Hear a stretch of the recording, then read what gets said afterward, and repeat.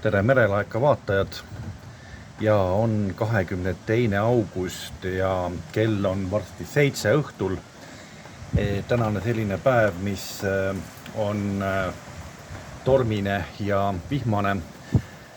Praegusel hetkel on hakanud tuul juba tõusma ja ma jälgin nüüd, merelaegas jälgib siin pidevalt nüüd seda ilmaportaali ja automaatilmajaamu.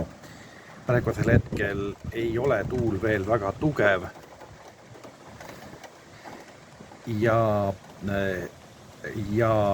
nagu ütleb, siis ilmaportaalid ütlevad, et suurem tuul tuleb siin õhtul alles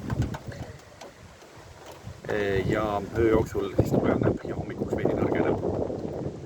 Aga praegu on siis ilm selline, kell on peaaegu kell 7 ja jälgime